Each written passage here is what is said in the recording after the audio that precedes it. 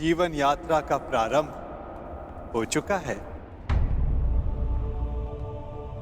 यात्री चलेगा तो कहीं ना कहीं अवश्य पहुंच जाएगा।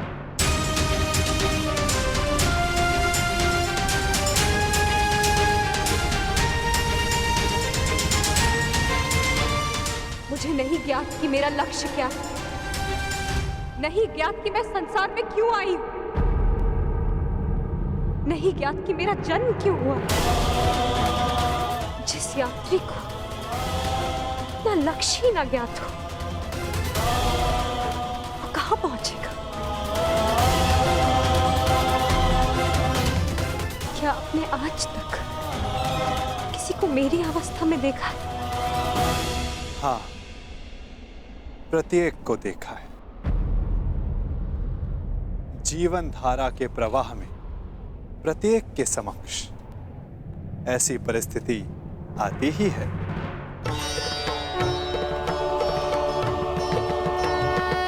मैं तो ये भी नहीं जानती कि जो इस समय मुझसे बात कर रहा है वो कौन है। मनुष्य का परिचय उसके कर्म होते हैं याज्ञसेनी। नाम तो उसके स्थान, उसके वंश, उसके रूप के अनुसार रख दिए जाते हैं। परंतु तुम्हारी उत्सुकता को शांत करना भी आवश्यक है। तुम द्रुपद की द्रौपदी हो तो मैं वसुदेव का वासुदेव हूं। यदि श्यामल होने के कारण तुम कृष्णा हो तो मैं कृष्ण हूं। परंतु यदि इस समय कुछ सबसे अधिक महत्वपूर्ण है तो ये कि तुम चिंतित हो और मैं तुम्हारा शुभ चिंतक हूं। आपसे वार्तालाप करने का मेरे पास कोई कारण तो नहीं है, परंतु आपसे बात करके अच्छा लगता है। आपसे वार्तालाप करके मन को एक विचित्र शांति तो मिलती है, परंतु मन में आए प्रश्नों का उत्तर नहीं। और क्या प्रश्न है जिनका तुम्हें उत्तर चाहिए कृष्णा? एक ही तो प्रश्न है, मेरे जन्म का उद्देश्य क्या है, मेरे जीवन का लक्ष्य क्या है? प्रणाम द्वारकाधीश। महाराज द्रुपद और कुमार दृष्टद्युम्न आपके निवेदन पर अग्निकुंड के स्थल पर आपकी प्रतीक्षा कर रहे हैं। उन्हें कहो मैं आ रहा हूं। मेरे प्रश्न का उत्तर दिए बिना जा रहे हैं वासुदेव। इस समय किसी और की शंका का निवारण करना अधिक आवश्यक है पांचाली।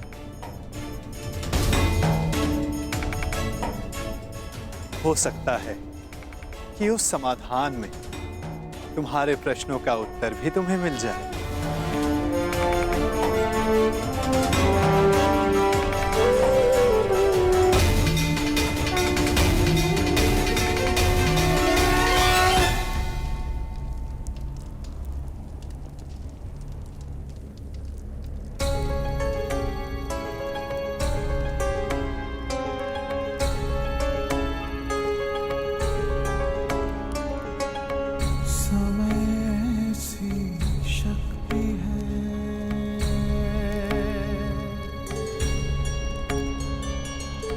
सभी समय से हारे, राजा हो या रंग सभी बनते रहे बेचारे।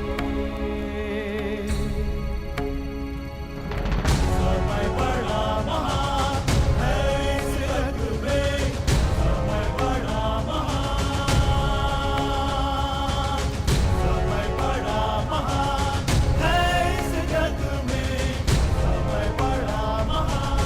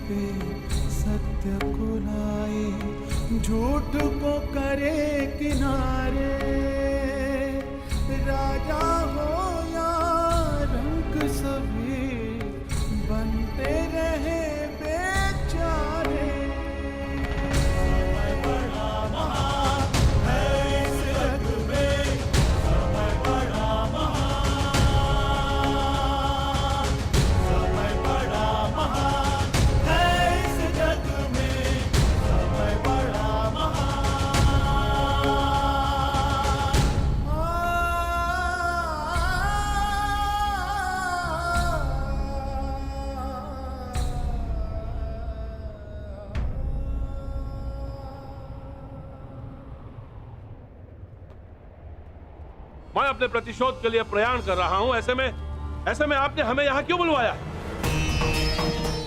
एक परीक्षण के लिए, एक प्रयोग के लिए।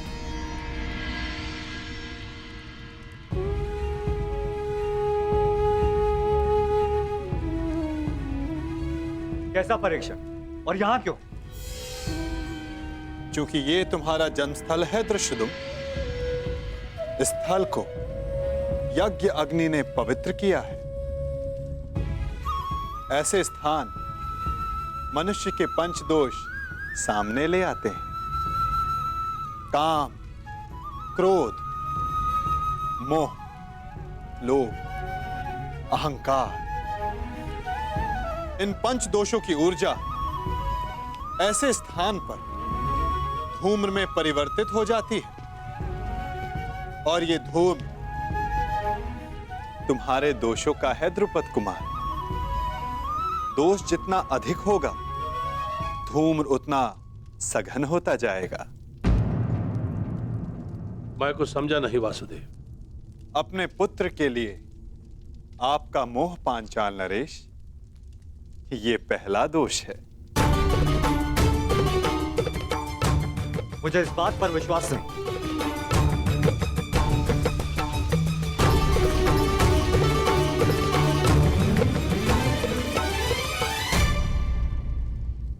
धूम्र बढ़ गया ना, चूंकि दूसरा दोष समक्ष आ गया, मद। इन सब बातों का मंतव्य क्या है वासुदेव? क्या आप हमें हस्तिनापुर पर आक्रमण करने से रोकना चाहते हैं? नहीं, इसके विपरीत मैं तो इस आक्रमण में आपका साथ देना चाहता हूं पांचाल नरेश।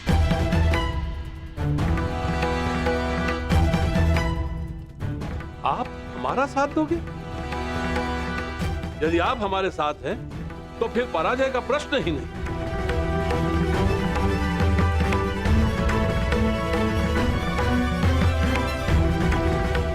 लोभ, तीसरा दोष। परंतु मैंने जो कहा, मेरा मंतव्य वही है पांचाल नरेश। मैं इस आक्रमण में आपके साथ रहूंगा, परंतु उससे पूर्व दृश्यदुम को मुझ पर एक प्रहार करना होगा।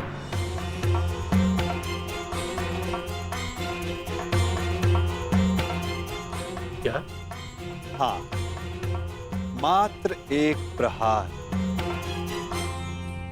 मुझे यह जांचना है कि इस युद्ध में जिसका सहभागी बनने जा रहा हूं, क्या वो मेरे साथ का पात्र है भी या नहीं। परखना चाहता हूं कि ये महायोद्धा द्रोणाचार्य का वध करने में सक्षम है भी या नहीं।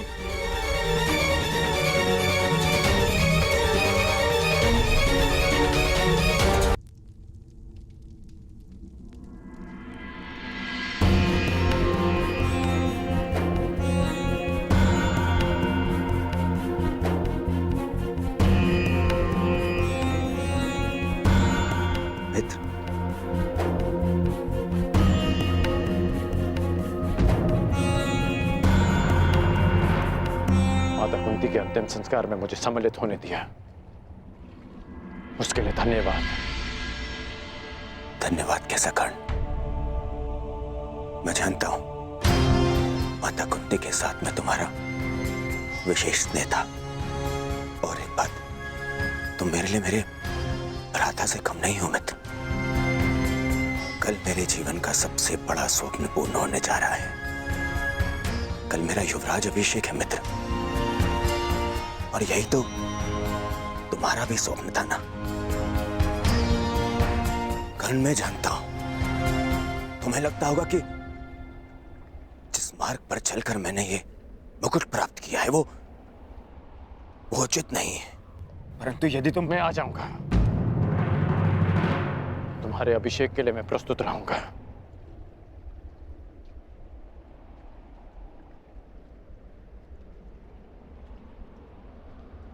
तुम्हें मित्र माना है, और कल रात सभा में उपस्थित रहकर मैं अपने मित्र होने का कर्तव्य अवश्य निभाऊंगा।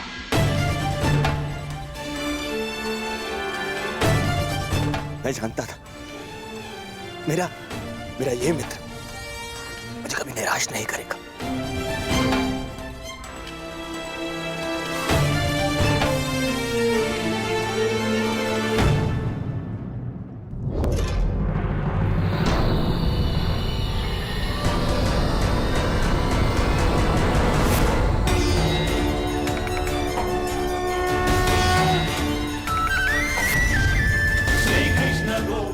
अहंकार एक और दोष।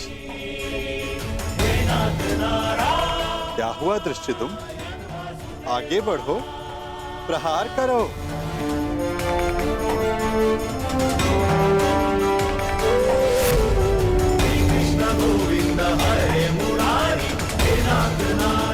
क्रोध अंतिम दोष।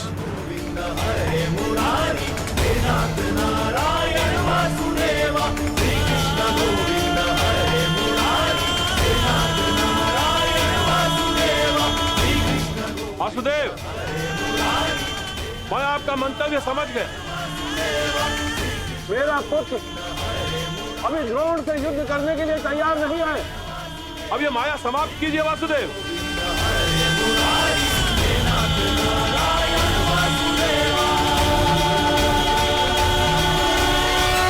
माया का बाण छूट चुका है पांचाल नरेश। जब तक सारे लक्ष्य भेद नहीं देता, रुक कैसे सकता है? अब कौन सा लक्ष्य शेष है?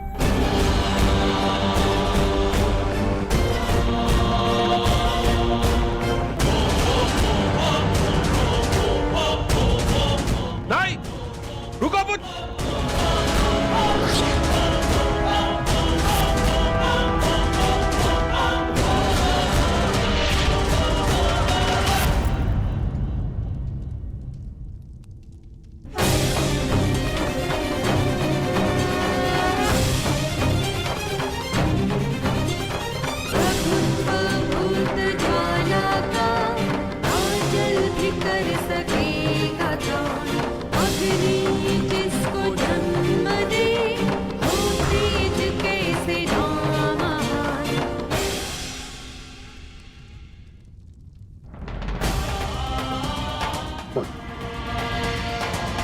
तुमने मेरे प्राणों की रक्षा की।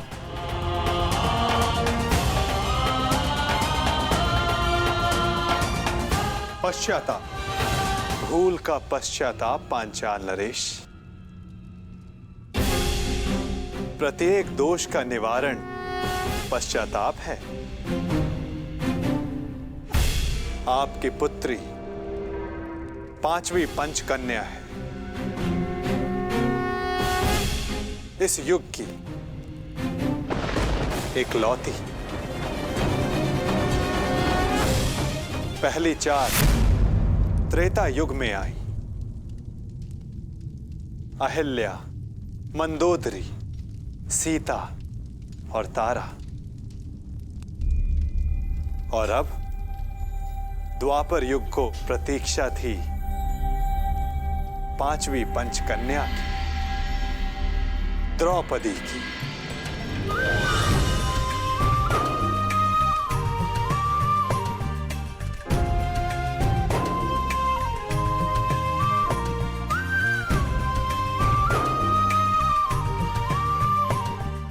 अब तुम्हारे प्रश्नों का उत्तर देने का समय आ गया है पांचाली। मनुष्य के जीवन का लक्ष्य और प्रयोजन भिन्न होते हैं। अर्जुन से विवाह तुम्हारे पिता का प्रयोजन था। तुम्हारे जीवन का लक्ष्य बहुत ऊंचा, बहुत आगे है द्रौपदी। एक बार मेरी दृष्टि से अपने आप को देखो, अपने लक्ष्य को देखो। आपकी दृष्टि में मेरे जीवन का लक्ष्य क्या है वासुदेव? परिवर्तन। केवल एक मनुष्य के जीवन का परिवर्तन नहीं, समस्त संसार के जीवन में। इतिहास की धारा को परिवर्तित करना है तुम्हें। पातक नाशी, तुम्हें पापों का नाश करना है।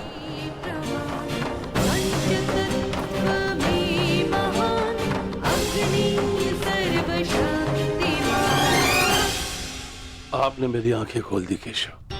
मैं सौभाग्यशाली हूं पुत्र कि मुझे द्रौपदी जैसी पुत्री प्राप्त हुई। वासुदेव, अब आप ही मेरा मार्गदर्शन कीजिए और मुझे बताइए मुझे आगे क्या करना है।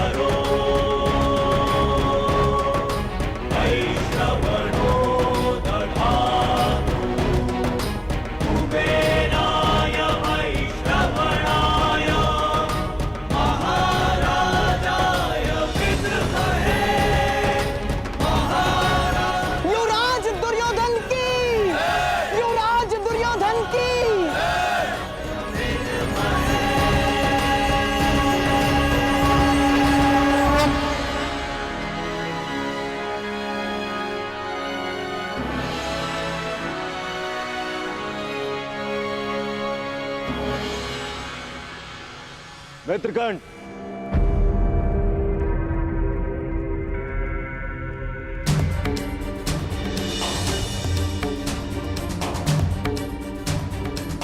आज मैं बहुत प्रसन्न हूं मित्र, क्योंकि आज मेरा सबसे प्रिय मित्र मेरे अभिषेक में मेरे साथ उपस्थित था।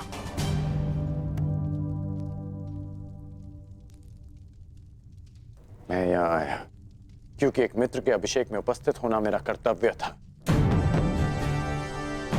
तुम्हारा मित्र तुम्हें युवराज बने देखना चाहता था और उसकी अभिलाषा पूरी हुई, और हमारे साथ की अवधि भी। मैं सदा के लिए तुम्हारा साथ छोड़कर जा रहा हूं।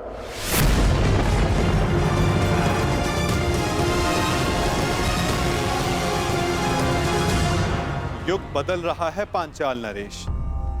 समय की धारा ऐसी मोड़ पर आ गई है जहां परिवर्तन का प्रारंभ होगा। शीघ्र ही इतिहास करवट लेगा। समय चक्र की अंगड़ाई सृष्टि को झंझोर देगी। पंचदोष बढ़ेंगे और ये सब होगा एक महान शांति के लिए, संसार के कल्याण के लिए, संसार की भलाई के लिए। और इस दिशा में प्रथम सोपान होगा पांचाली का स्वयंवर।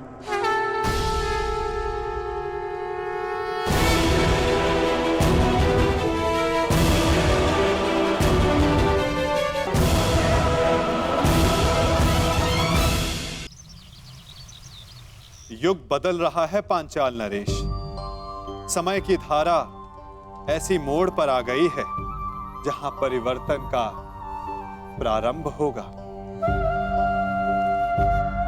और इस दिशा में प्रथम सोपान होगा पांचाली का स्वयंवर। अकस्मात स्वयंवर? परंतु वासुदेव, इतनी शीघ्रता से इतना बड़ा प्रबंध कैसे हो पाएगा? आप उसकी चिंता ना करें पांचाल नरेश। युग की धारा को जो परिवर्तित करने आई है, उसका स्वयंवर भी युग का सबसे विशाल स्वयंवर होगा। जो वसुधा का इतिहास बदलने आई है, उसका स्वयंवर का उत्तरदायित्व स्वयं वासुदेव संभालेगा। ये सृष्टि का सबसे अधिक स्मरण किया जाने वाला स्वयंवर होगा पांचाल नरेश। तो आपको सृष्टि के सभी योद्धाओं को आमंत्रित करना ही होगा। उनमें मित्र भी होंगे और शत्रु भी होंगे। मित्रों का स्वागत आप करेंगे पांचाल नरेश, और शत्रुओं से पांचाल की रक्षा करने का उत्तरदायित्व मेरी चतुर्रंगनी नारायणी सेना का होगा। परंतु वासुदेव, प्रश्न यह उठता है कि संसार के सर्वश्रेष्ठ योद्धाओं में से हमारी पुत्री द्रौपदी के लिए सर्वश्रेष्ठ वर का चुनाव कैसे होगा?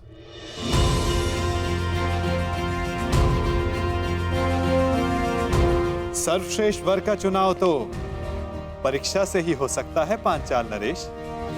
जिस याज्ञ सेनी को पाने के लिए आपने इतना परिश्रम किया, उससे विवाह करने के लिए उतना ही ऊंचा मानदंड होगा। द्रौपदी को वही पा सकेगा जो एक असंभव दिखने वाले लक्ष्य को साध सके। और वो असंभव लक्ष्य क्या होगा वासुदेव?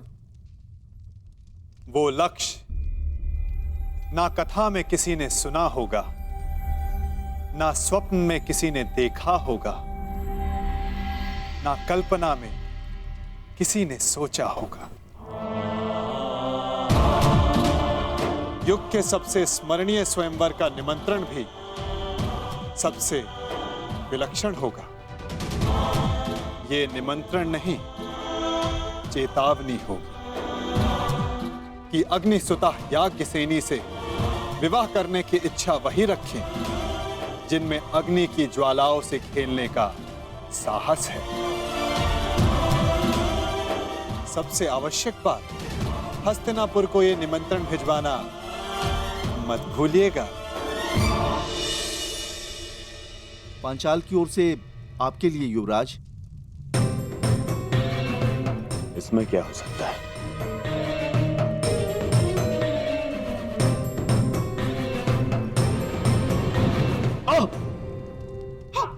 दुर्योधन, हस्तिनापुर के युवराज के समक्ष इतना बड़ा दुस्साहस? ये दुस्साहस नहीं है गांधार राज, ये संदेश है। संदेश? कैसा संदेश?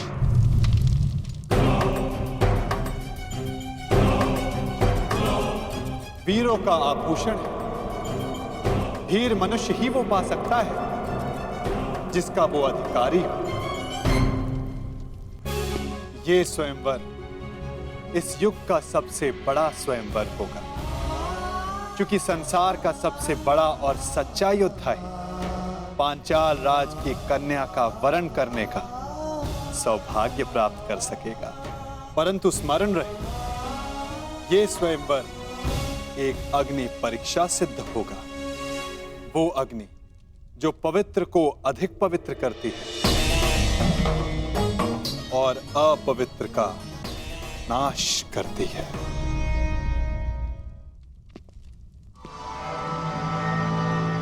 निमंत्रण आया है मामाश्री, जाना होगा। परंतु अकेले नहीं। क्यों? आपको मेरे बल पर विश्वास नहीं है मामाश्री? हाँ है, परंतु उसकी माया पर नहीं। इस संसार में एक वो ही है जिसको लेकर मैं सदैव चिंतित रहता हूँ, और वो इस स्वयंवर में अवश्य आएगा। कौन? बताइए मामाश्री। वासुदेव कृष्ण।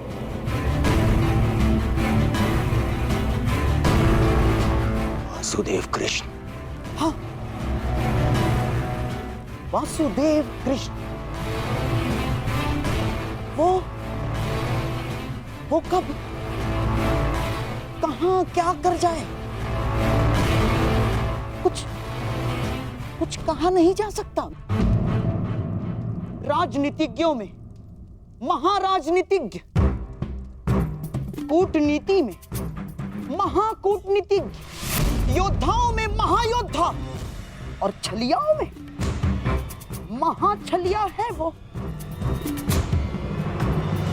तुम तो जानते ही महाबली जरासंध को कैसे नचाया है उसने आज तक। हाँ मामाश्री। उसकी काट तो मेरे पासों के पास भी नहीं। वो तुम्हारे साथ कोई खेल ना कर बैठे, इसलिए तुम अकेले नहीं जाओगे ना। और हाँ, पांचाल अब मित्र नहीं शत्रु राज्य है, और तुम द्रुपद के शत्रु राज्य के युवराज। फिर क्या किया जाए मामाश्री? इस समय तुम्हें अपने धनुर्धारी मित्र की सबसे अधिक आवश्यकता है।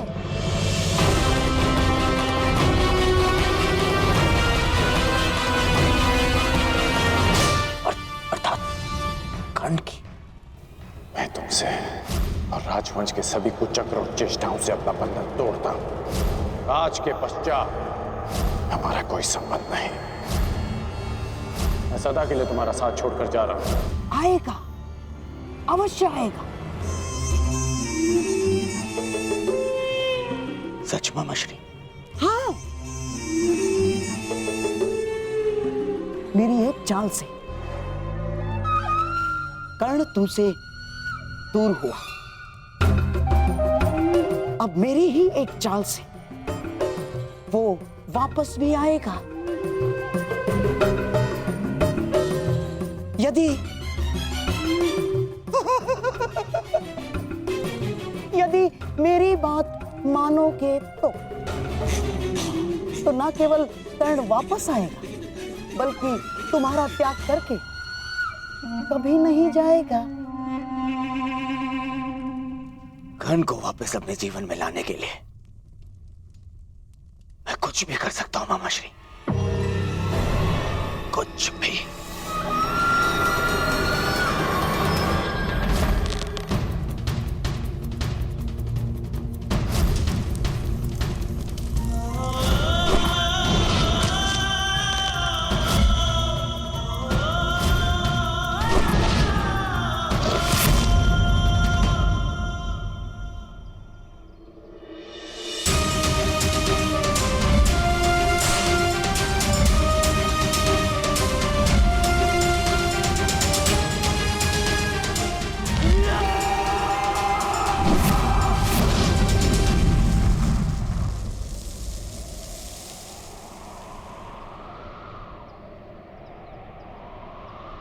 व्यथित हो।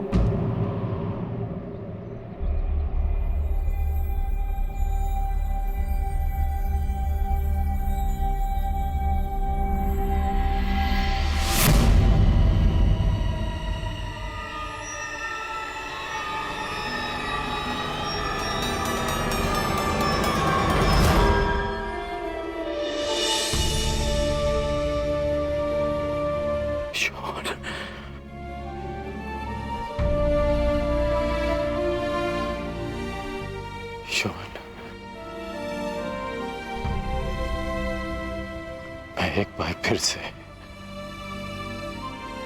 असफल हुआ। उस समय ना तुम्हारी रक्षा कर पाया था, और इस समय ना कुंती मां की।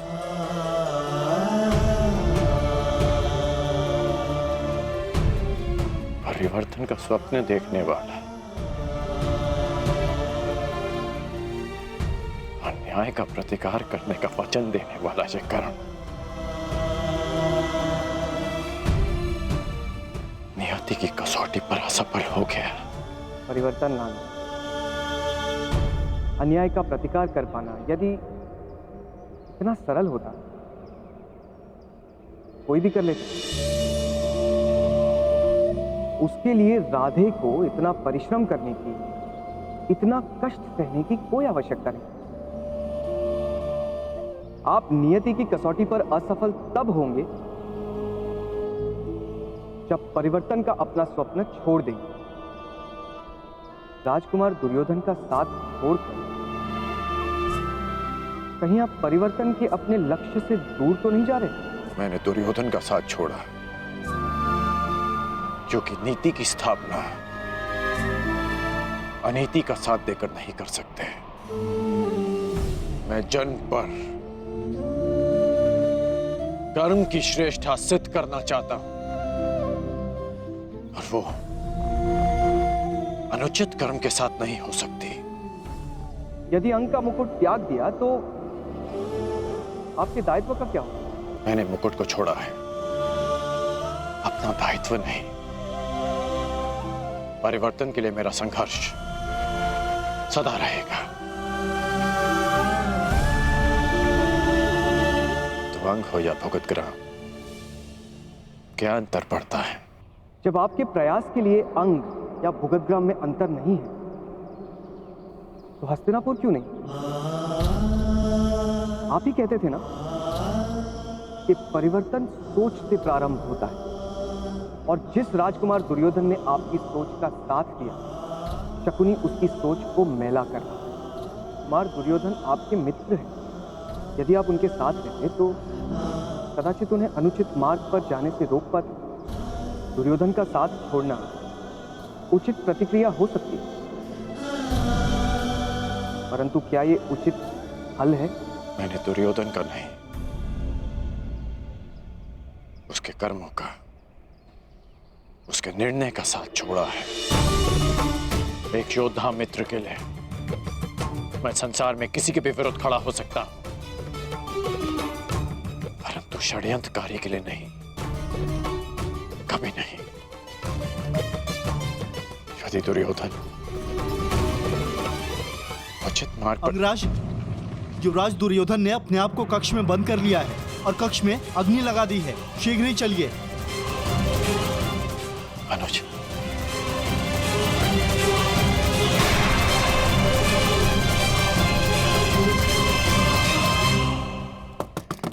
दुर्योधन, मेरे पुत्र, ये कैसा हट है पुत्र?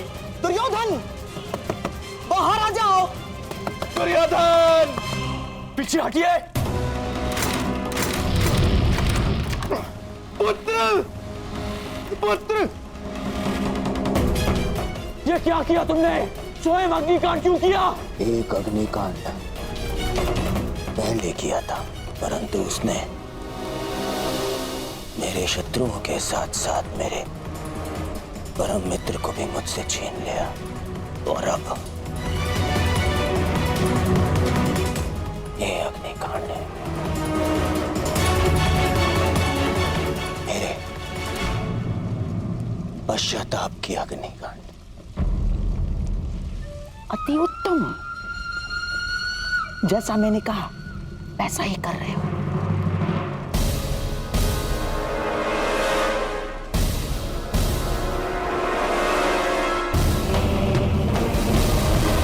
बाहर आओ। नहीं, तुम्हें उपचार की आवश्यकता है। मेरा उपचार केवल मेरा मित्र है, और मेरा तारण तुम्हारी क्षमा। मुझे क्षमा कर दो मित्र, मैं वचन देता हूं, कभी आज के बाद अपनी मित्रता को लज्जित नहीं होने दूंगा। मैं युधिष्ठिर की युवराज बनने के पश्चात मैं स्वयं पर से वश को बैठा था, और इसीलिए मैं मामाशी के बहकावे में आ गया।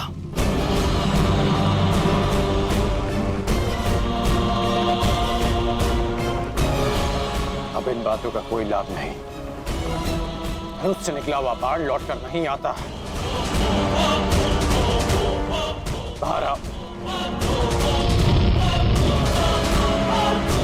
परंतु मैं कैसे योद्धा को अवश्य जानता हूं, जिसमें अपना बाण वापस लाने की क्षमता है, और वो तुम हो मित्र, तुम हो वो।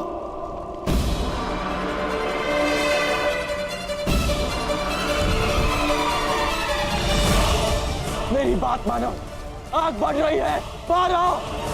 नहीं, मैं तब बाहर आऊंगा जब तुम्हारी क्षमा पालूंगा, वरना इसी अग्नि में भस्म हो जाऊंगा।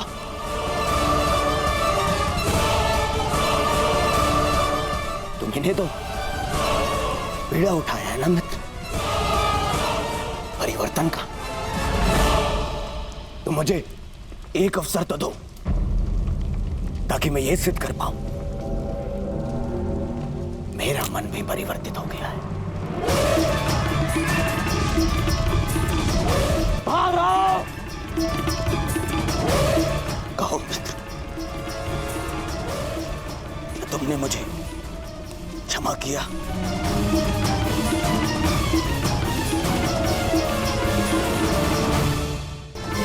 कहो मित्र, तुमने मुझे क्षमा किया? ठीक है, मैंने तुम्हें क्षमा किया। अपना हाथ दो मुझे, हाथ दो।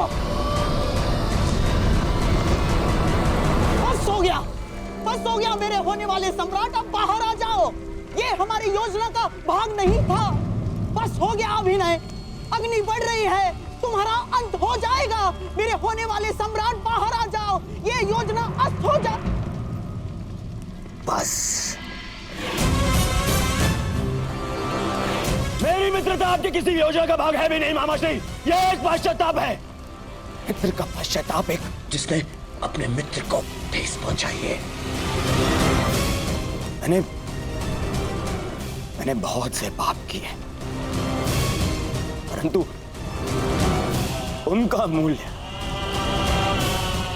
मैं तुम्हें खोकर नहीं चुकाना चाहता। बोलो कर, तुम मेरे साथ हो?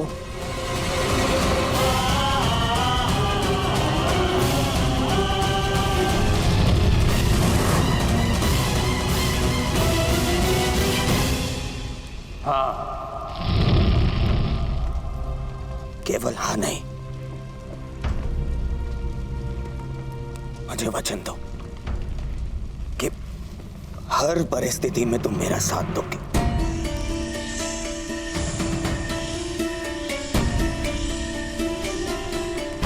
मैं वचन देता हूं। सौगंध खाओ अपने अनुज की कि तुम मुझे कभी अकेला नहीं छोड़ोगे। मैं शोन की सौगंध खाता हूं कि मैं अपने मित्र को अकेला नहीं छोड़ूंगा।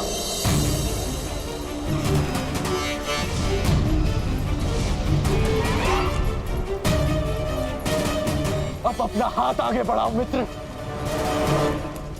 हाथ आगे बढ़ाओ। हाँ मित्र।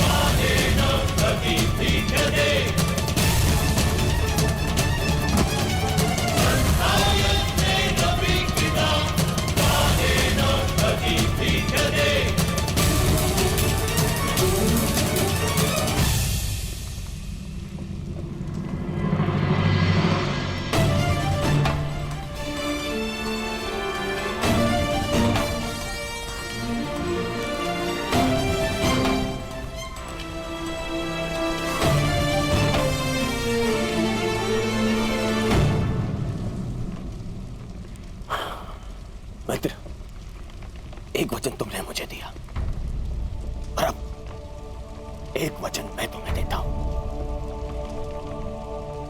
आज के बाद कभी कोई कुचक्र नहीं रचूंगा, कभी कोई ऐसा कर्म नहीं करूंगा जो तुम्हारी दृष्टि में अनुचित हो।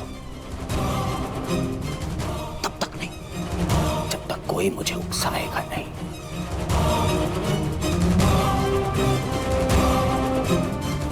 मैं वचन देता हूं।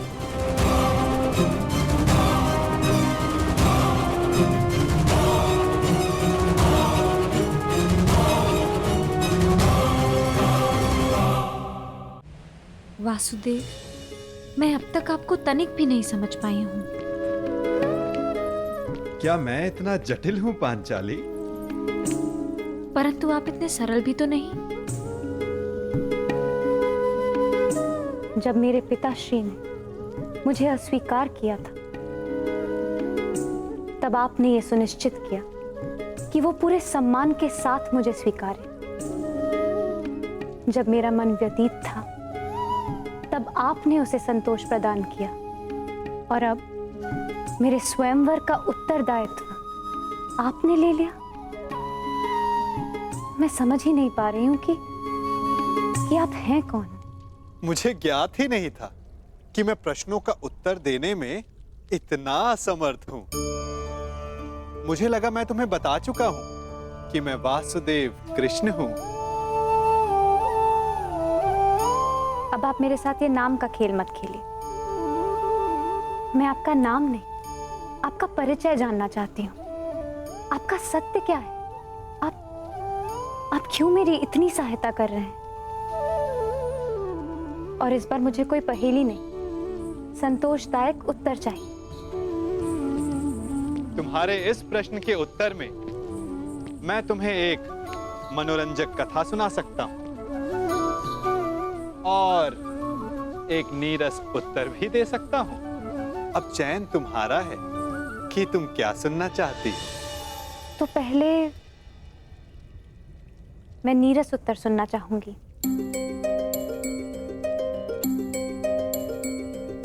तो सुनो, मैं तुम्हारा सखा हूं, तुम मेरी सखी, और मित्रों को सदैव एक दूसरे की सहायता करनी चाहिए। इसीलिए मैं तुम्हारे साथ हूं। और मनोरंजक कथा क्या है? कथा ये है, बहुत समय पहले मैंने एक स्वप्न देखा कि मैं और तुम पहले भी मिल चुके हैं सखी। इस लोक से, इस संसार से भिन्न एक संसार में, और वियोग से पहले हमने एक योजना बनाई थी कि हम फिर से मिलेंगे। मानवता और संसार को एक नई दिशा देने के लिए, सूर्य और किरण की भांति संसार को एक नए दिवस का प्रकाश देने के लिए। और अब तुम देख ही रही हो कि हम फिर से मिले, अपना वचन, अपना कर्तव्य, अपना मंतव्य पूर्ण करने के लिए। और ये केवल स्वप्न था, है ना? हाँ सखी, स्वप्न तो मात्र स्वप्न ही होता है।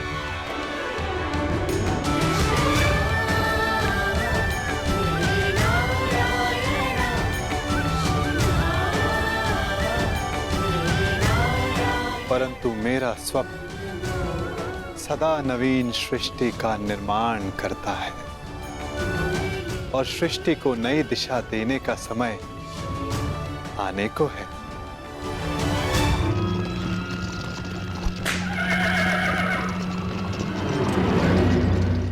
अच्छा सखा, ये तो बताओ कि स्वयंवर की शर्त क्या होगी? आपने कहा था कि कुछ ऐसा होगा जो असाध्य प्रतीत होगा। हाँ, अधिकतर के लिए असंभव, परंतु कदाचित कोई एक ऐसा होगा जिसके लिए ये साध्य होगा। तो आपने कुछ ऐसी शर्त रखी है जिसे केवल अर्जुन ही पूर्ण कर सके, है ना? कदाचित ऐसा ही हो। अंधकार को सूर्य ही मिटा सकता है ना सखी? ना जाने क्यों कभी कभी ऐसा लगता है कि कदाचित अर्जुन जीवित हो, और यदि वो जीवित हुआ तो वो इस स्वयंवर में प्रस्तुत होगा ना सखा? कदाचित ऐसा ही हो। यदि अर्जुन उन प्रत्याशियों के मध्य उपस्थित हुआ तो क्या होगा? यदि उसने स्वयंवर की शर्त पूरी कर दी तो कितना आनंद आएगा ना।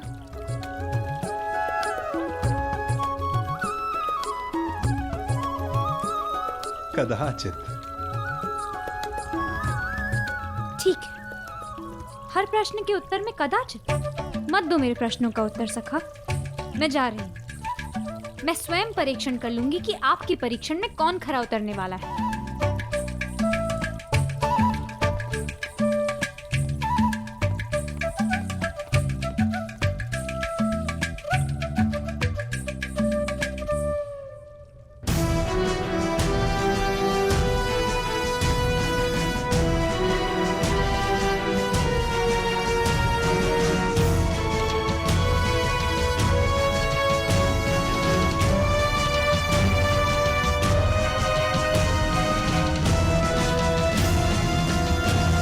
परीक्षण तो तुम्हें ही करना है सखी, परंतु निर्णय तुम मेरे बिना नहीं कर पाओगी।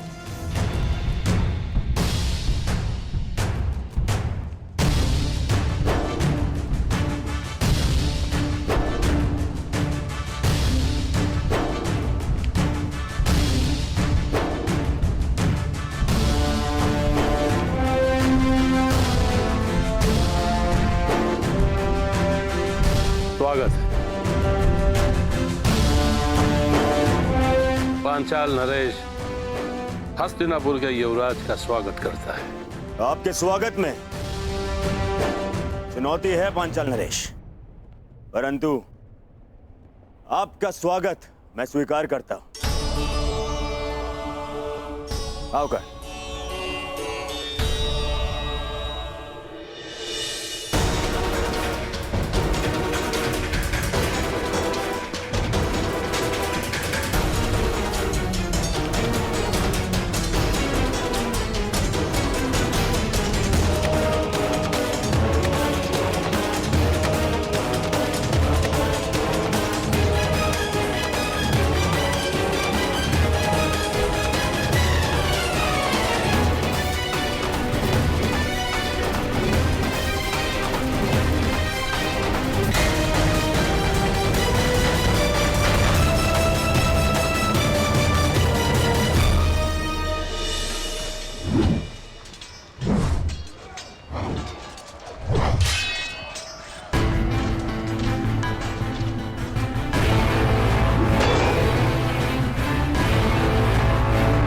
स्वयंवर की शर्त अभी तक रहस्य है मित्र। तुम देख रहे हो कि हर योद्धा अपने अपने कौशल का अभ्यास कर रहा है, क्योंकि कोई नहीं जानता कि वासुदेव ने क्या सोचा है।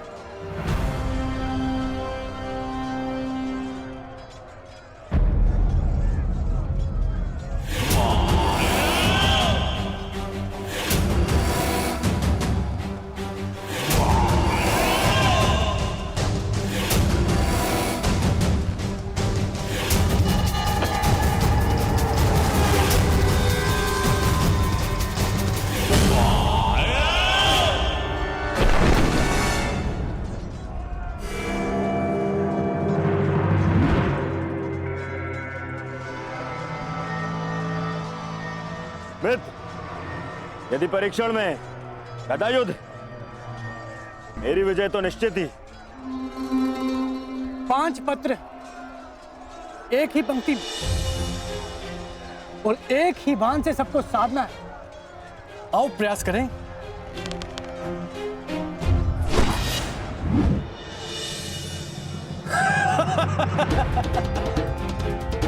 तुमसे तो एक भी लक्ष्य नहीं साधा गया प्रयागराज।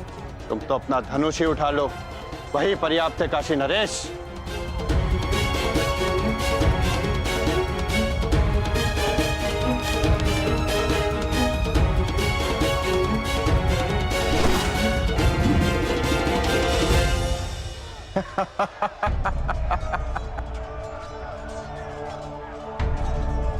भोजन का समय हो गया है, सभी महानुभाव से निवेदन है कि आतिथ्य लेकर हमें कृतार्थ करें। अब अभ्यास भोजन के पश्चात करेंगे। चलो चलो मित्र। तुम चलो मित्र, मैं कुछ समय में आता।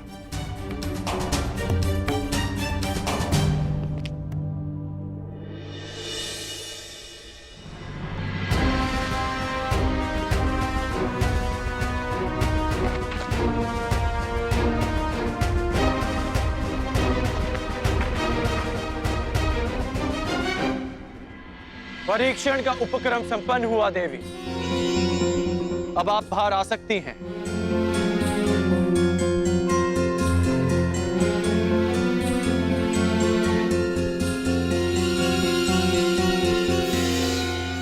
परीक्षण का उपक्रम संपन्न हुआ देवी। अब आप बाहर आ सकती हैं।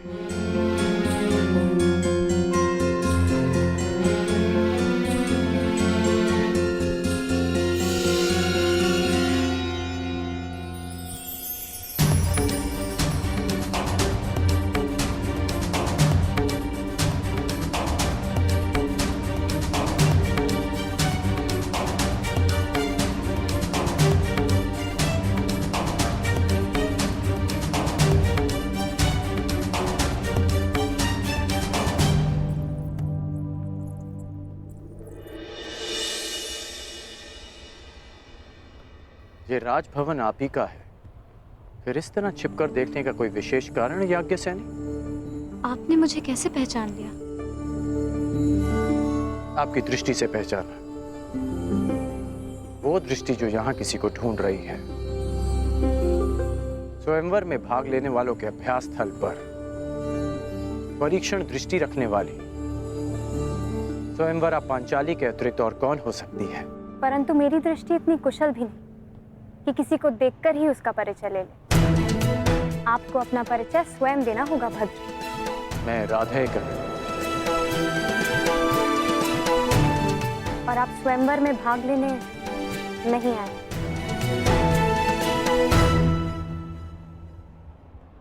आपको कैसे पता?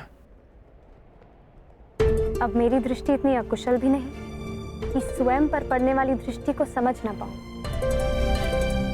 यदि आप कोई प्रत्याशी होते तो आपकी दृष्टि कुछ और ही होती। तो यज्ञ से राजकुमारी पांचाली चतुर भी है। ठीक अनुमान लगाया आपने। मैं यहां केवल अपने मित्र के साथ आया हूं।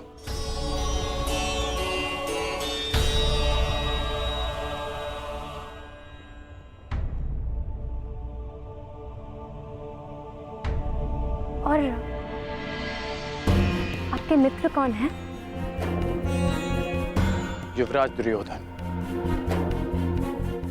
ये राजसी विधियां और निमंत्रण मेरे लिए नहीं है और ना ही मेरी इनमें रुचि है।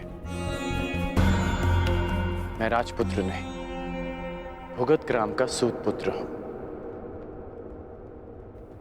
मनुष्य का जन्म महत्वपूर्ण नहीं। यदि कुछ महत्वपूर्ण है तो उसके कर्म।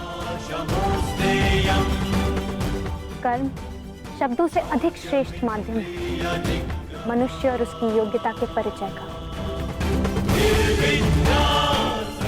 यदि आपकी सोच ऐसी है तो आपका होने वाला वर योग्य होने के साथ साथ बहुत भाग्यशाली होगा।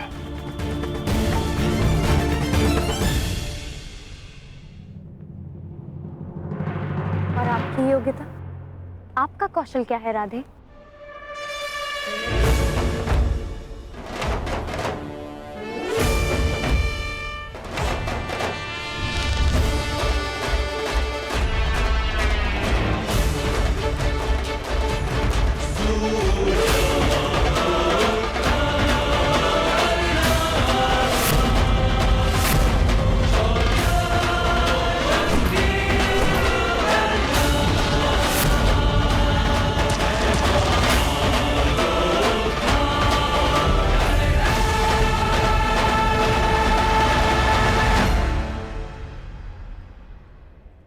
अभी आप ही ने कहा था कि कौशल के परिचय के लिए कर्म शब्दों से अधिक श्रेष्ठ माध्यम है। बिना देखे आपने लक्ष्य संधान कैसे किया? मैंने संधान लक्ष्य देखकर ही किया, आपके नेत्रों में देखकर।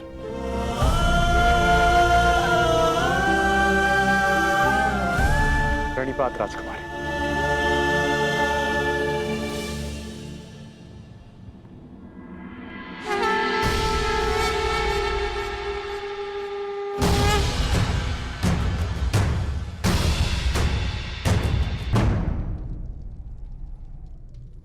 कुछ एक प्रहर में तुम्हारे जीवन की नई यात्रा प्रारंभ होने वाली है सखी, परंतु तुम उद्विग्न हो, क्यों? क्योंकि सखा, आपसे मिलने से पूर्व मैं अपनी नियति को जानना चाहती थी, परंतु आपसे मिलने के पश्चात मुझे ये विश्वास हो गया कि जो नियति ने निश्चित किया है वो अवश्य होगा। निसंदेह। यदि मैं अर्जुन की भार्या बनने इस संसार में आई थी, तो फिर मैं जीवित क्यों हूं? यदि अर्जुन ही जीवित नहीं। तुम्हारा प्रश्न उत्तम है सखी, परंतु उत्तर नियति के पास है। और तुम्हें क्या प्रतीत होता है? अर्जुन जीवित है?